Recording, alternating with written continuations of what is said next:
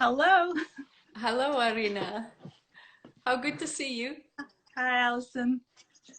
Good to see you. It's like finally I get the face to put with the person that I'm speaking on Instagram. And the So voice, I'm yes. wearing your mittens and I'm wearing the fish hat.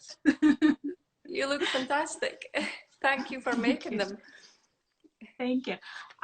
So just quickly introduce yourself and like tell us where you live and a little bit about yourself. Okay.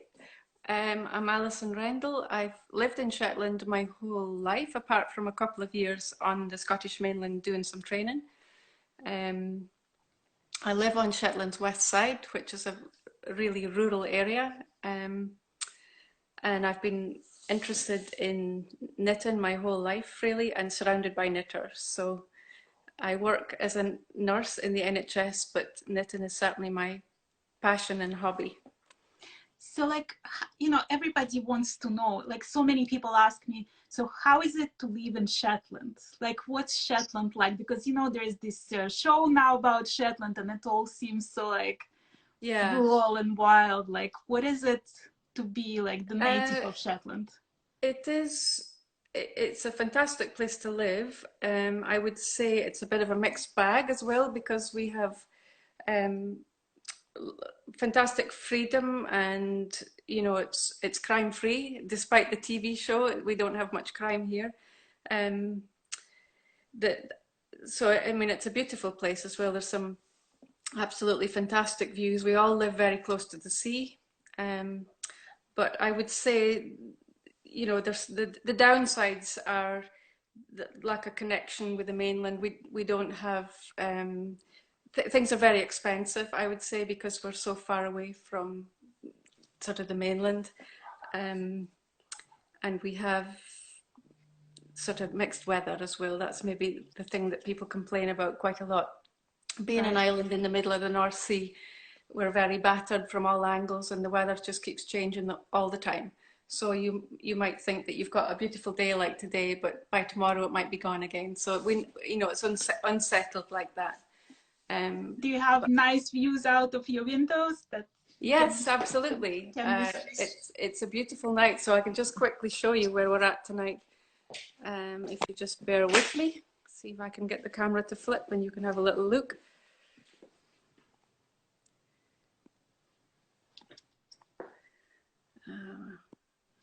There we go. So this is the view from the door today. beautiful? I'll just take you outside. So the sea is, this is an old shop that I'm in today.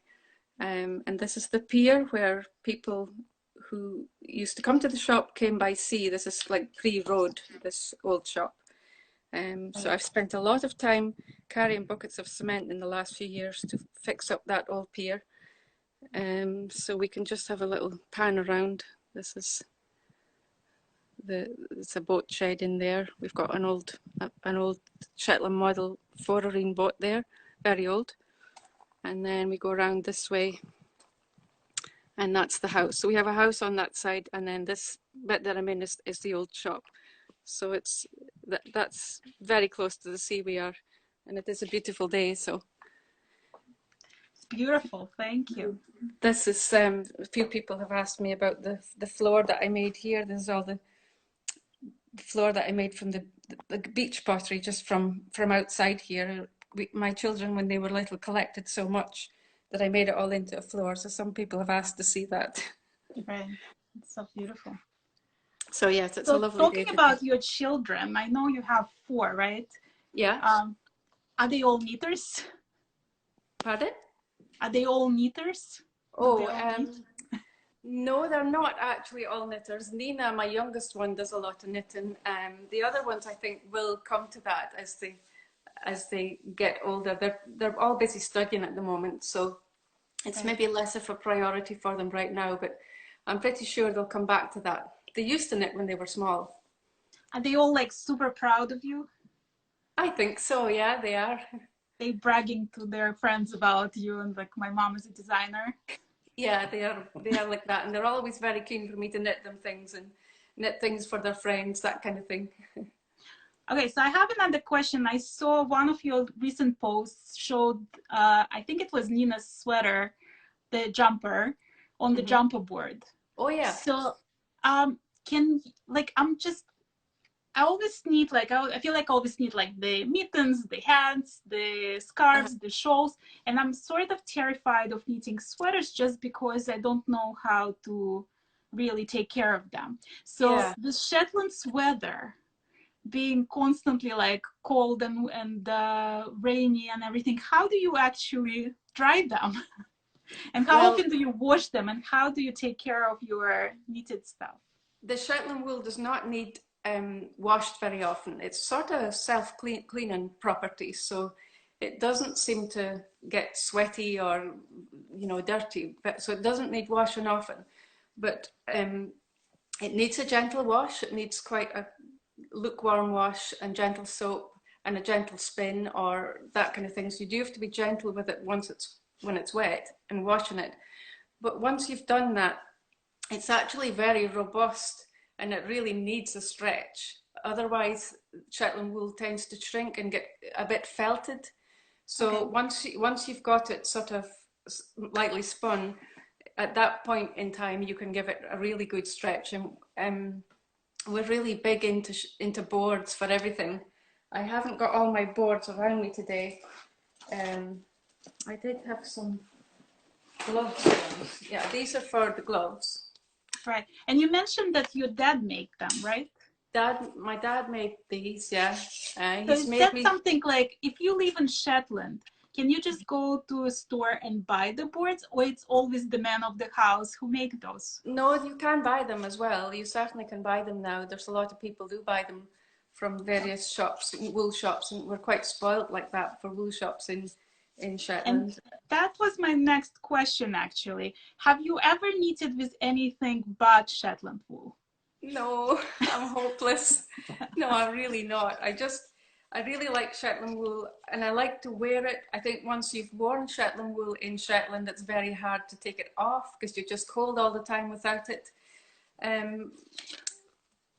So I'm not very experienced in other wools. And the other thing I like about Shetland wool is that the producers of wool here have hundreds of colours, right, like a couple of hundred in each of the shops. And for that reason, as I've said before, it means that you can really blend your colours. It's not like it's not stark contrast in colours that you sometimes get in wools.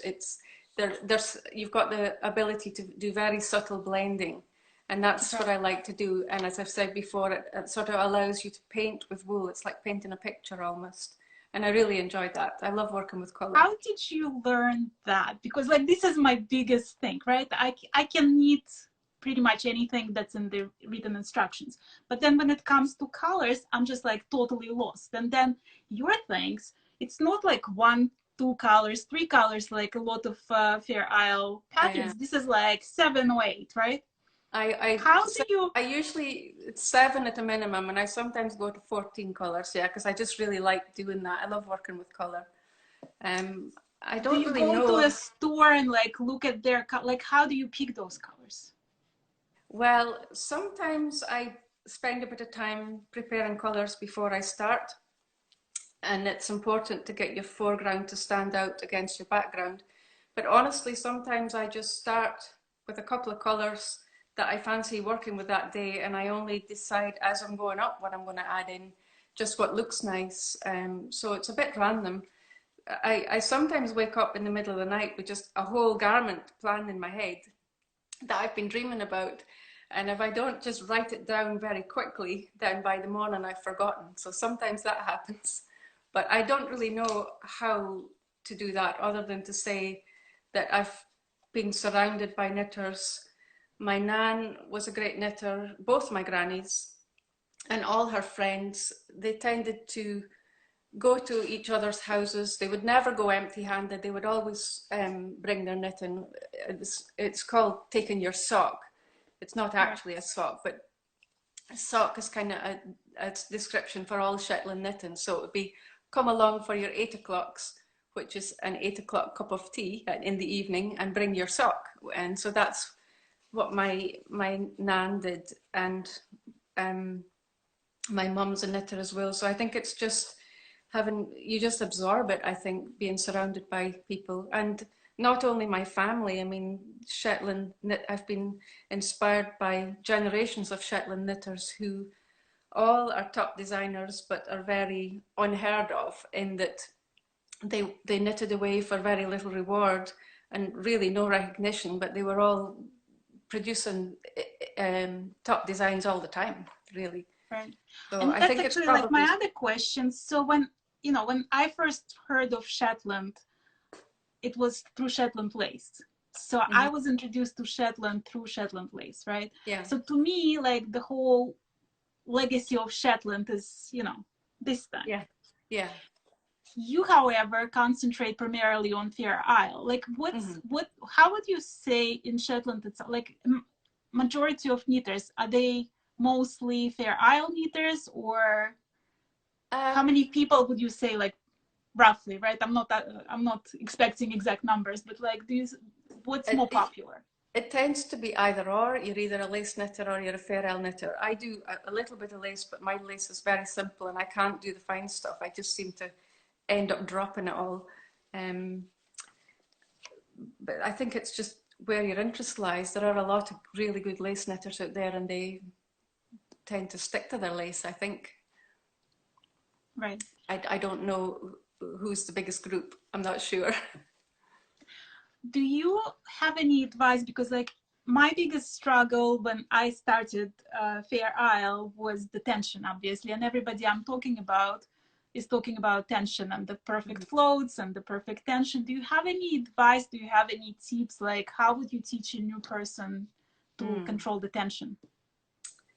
I think it's just practice. As I say, I don't even really remember being taught tension. I think it's just something you develop the more that you knit. I tend to not carry too many stitches at one time so that you have a big loop around the back. But I don't really know how to develop tension other than practice. Right. You eventually just get into the swing of your own style and you knit away without thinking about it, and your tension just becomes the same every time. My tension seems to be quite tight. So sometimes, yes, because I could never like get your gauge, you know. It's like every time I was trying, mine was like I had to go 2 sizes smaller in the needles. A lot of people have had to go smaller with the needles. I didn't realize I was a tight knitter until I started producing patterns, and then people were trying to reproduce what I knitted, and theirs were coming out larger. So, but that's the first time I realized that I had a tight tension. Right. But I think lace knitters in particular are loose knitters, so it maybe is more difficult. Right. Do you think it has to do anything with the knitting belt? Oh, it could be. There's certainly the knitting belt. Now I can't knit this at all. I can't knit a stitch without a knitting belt. Where's my belt gone? So the knitting belt here is just a horsehair thing. So it's sort of squishy but quite firm at the same time, with a choice of holes for you where you want to put your needle, and you just put it on around your waist. And what that does is sort of keep everything tight. It keeps so that you can focus on the points of your needles that you're working on, and it's not all waving around. I think that probably does help with tension because everything's held very firmly. Traditionally, originally, like when they came up with the idea of the knitting belt, it was so that the person can walk around, run the errands and like tend to the chickens and knit at the same time, right? Exactly. So if they were walking to their fields or walking to fetch their peats or anything like that, they couldn't waste the time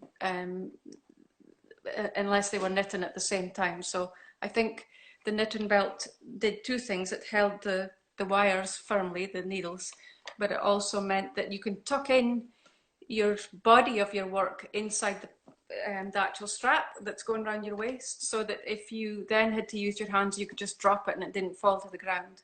Your knitting was tucked into your belt as well. So it held the actual garment in place as well as your needles firmly, so you could just carry on working away. And moving around at the same time, because the Shetland knitters of the past, they basically had to maximize every minute of the day knitting in order to make ends meet and sell the knitting. In actual fact, at the house that I'm in just now, at the back, there was a small knitwear department. It's all tumbled down now, but people would come by boat across that water that I just showed you with their knitting, sell it in at the back in the knitwear department, and then come and trade in here for things like oats and sugar and things that they needed to buy from the shop. So it's quite a lot of a history in this building. Right. Do you ever see a Shetlander nowadays walking around with the knitting belt outside? No, no, not anymore, no. So like when you're going on your hikes, and do you bring your knitting in the bag, or like is it strapped on you? Well, not on my hikes I don't, but I do carry my knitting bag everywhere I go. So if there's a moment in the car, or if we're sitting waiting, or very often on the ferry when we're going to we do a lot of trekking around in the little camper van that we've got. So we go out to the other smaller islands, and I would never waste time on the ferry without knitting, that kind of thing. So I always have it in the car. But I think I'm not as experienced as some of them to be able to walk in it. I'd probably stab myself, I think. And then I have to ask you about your sidekick, or as I like to call him, your personal paparazzi. My paparazzi, yeah. Well, I think like the first time I stumbled on your account was because of the beautiful photography. Yeah. Do you think you see Shetland different through his lens? Like, do you think yes, I think I do. So before the pre-Kevin era, all my knitting was just lying in a drawer, and I gave it away, or the kids took it, and that was I never showed it. Like every other Shetland knitter, we're quite quiet about what we do. But he came from England, and he was like, what's all this doing in a drawer? You really need to just celebrate Shetland culture and Shetland history and Shetland knitting. So he started taking photographs of my knitting, and before I knew it, he'd put them on Facebook, and that's really how it developed. But he's a really very good eye for photography. So apart from photographing my knitting, he does. He's really settled in and enjoyed Shetland very much. Coming from a city, he really likes the rural life here, and so I've always walked Shetland, and I've always completely loved Shetland. But I do think that his photos have made me see things even in an even better light. Yes, he's very good at it. Do you think like when he takes pictures, you see details that you like never noticed before? Like, do you see, like, is it a fresh view just because he's an outsider? Yeah, he takes pictures of things that I would never think to take pictures of at all. And he takes pictures of me that I've never really allowed anybody else to do. So he seems to make them look okay. Oh, he does wonderful job.